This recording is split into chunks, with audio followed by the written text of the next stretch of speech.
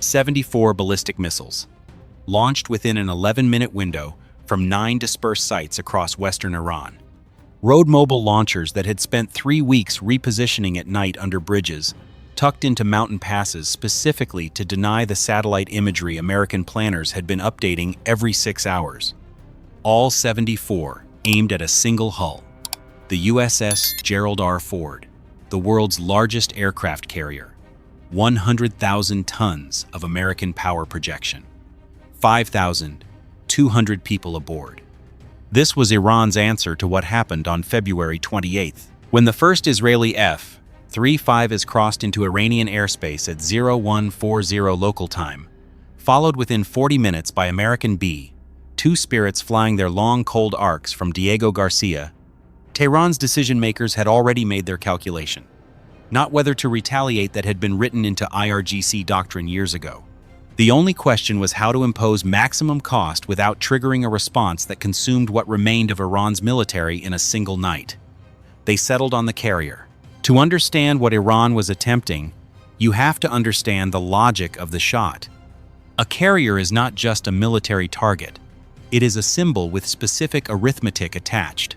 The USS Gerald R. Ford represents $13.3 billion in steel alone.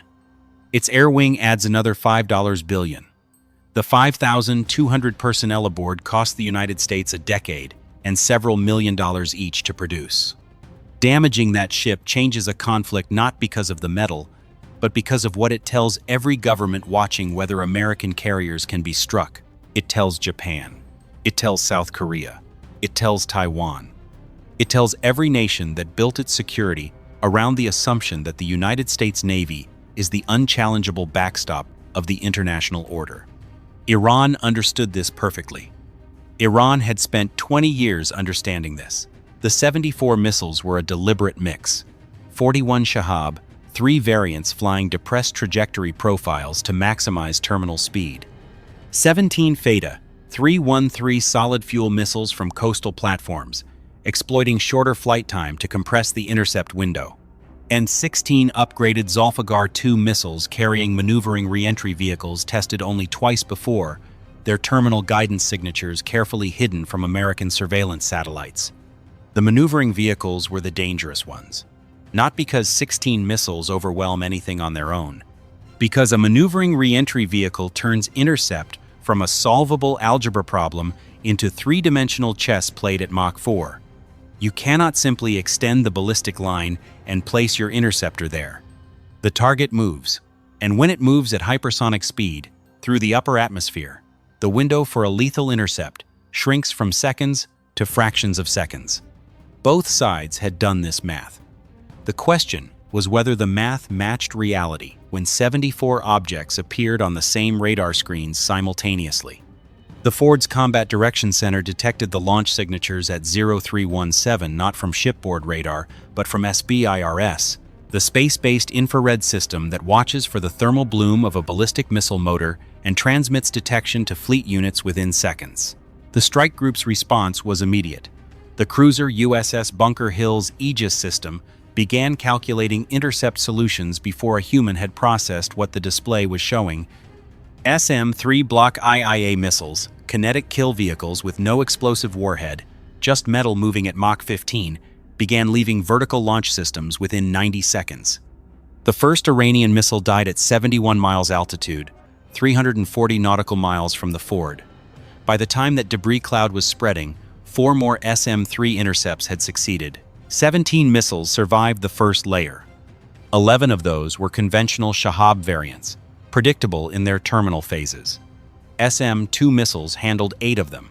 3 reached the inner defense perimeter. The 6 Zolfaghar maneuvering vehicles were a different problem entirely. One made a 1-2-degree azimuth shift at 68,000 feet, enough to force a recalculation that consumed 2 interceptors instead of 1. A second Zolfaghar maneuvered at 55,000 feet. The SM-2 passed within 40 meters and detonated its proximity fuse. The fragmentation damaged the reentry vehicle's guidance electronics but did not destroy the airframe. The vehicle continued descending, partially blind, still supersonic, still aimed roughly at the Ford. The tactical action officer watched a single track symbol continue its descent on his display, after an intercept that should have resolved it. He had 4 seconds. CIWS take. All close-in weapon systems free. The Ford's 4 phalanx Gatling guns converged on the track.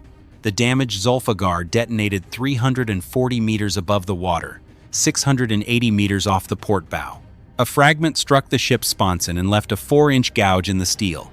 No personnel, no systems damaged.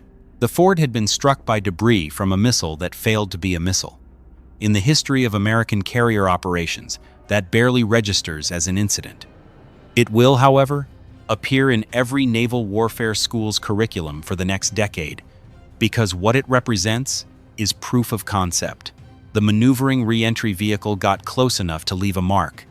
The full engagement lasted 9 minutes and 47 seconds. Of 74 missiles launched, 69 were destroyed at various defense layers. 3 impacted water within 2 nautical miles. 2 were killed in the terminal zone. 1 left shrapnel in the sponson. 0 American casualties. The Ford never altered course. On the narrow metrics, it was a complete American tactical success. But here is what the narrow metrics don't tell you. The Ford strike group expended 63 interceptors during those 9 minutes. SM-3S, SM-2S, evolved Sea Sparrows, phalanx rounds consumed at a rate the group's logisticians immediately began calculating against available resupply. Resupplying a carrier strike group's missile magazines takes weeks. The closest facility was Bahrain, which Iran had simultaneously struck with a separate salvo, complicating the timeline considerably. The exchange ratio is the number that matters most. Iran spent approximately $180 million firing those 74 missiles. The American defensive response cost between $900 million and $1.3 billion in interceptors. Every time Iran fires and the United States defends, Iran spends $1 and the United States spends 5 to 7. Iran's planners studied this exact dynamic during the Ukraine conflict, watching Russian drone salvos drain Ukrainian interceptor magazines. They understood the goal was never to sink the Ford. The goal was to force continuous, expensive defense until maintaining carrier presence became the story, rather than the campaign it was supposed to be enabling. Iran had 700 missiles left. The American response began 47 minutes after the last track symbol disappeared. 44 Tomahawks launched from the destroyer screen, targeting the 9 launch sites backtracked from the Iranian missiles' own flight paths. Road mobile launchers that fire reveal their position. Many had already moved. 14 strikes hit active or recently vacated positions. The Ford's air wing launched its first strike package at 0519F, 35Cs, targeting the fixed infrastructure supporting Iran's Western missile network, not the launchers themselves. The nervous system those launchers depend on. Fuel, maintenance, command authority. That process takes weeks, not hours. By mid-morning on March 1st, the shape of what was happening was visible to anyone watching the pattern rather than the individual events. Iran had launched its most significant ballistic missile attack against American naval forces in history, defeated tactically, 0 casualties. And Iran had proven its maneuvering reentry vehicle works. Its mass salvo doctrine stresses the defense, and the exchange ratio bleeds the defender faster than the attacker. Oil markets opened at $178 per barrel. The Strait of Hormuz remained technically open. China called for restraint. Russia said nothing. Nuclear talks in Vienna were formally suspended. The after-action analysis will be studied at every naval warfare school on Earth. They will find a 93% intercept success rate extraordinary, representing decades of investment. They will also find that the 7% penetration came specifically from the threat category Iran had invested most in developing. Against a 7-4 missile salvo, 7% means 5 missiles in the terminal zone. On a different night, with different warheads, that is a different story entirely. The lesson Iran draws: the maneuvering reentry vehicle works. Build more. The lesson American planners draw: 74 missiles cost more to defend against than to fire, and the next salvo will be larger. Neither lesson points toward a short conflict. The Ford is still there. The flight deck resumed operations 22 minutes after the last inbound track resolved.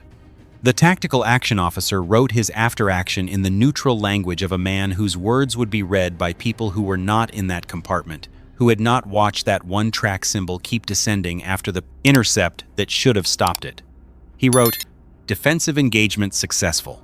Further engagements assessed as probable." He did not write the number sitting in every mind watching those displays. Not the missiles destroyed, the missiles remaining. The carriers are in position. The missiles are fueled. The negotiations are gone. History is watching, as always, with complete indifference to how any of this is supposed to end.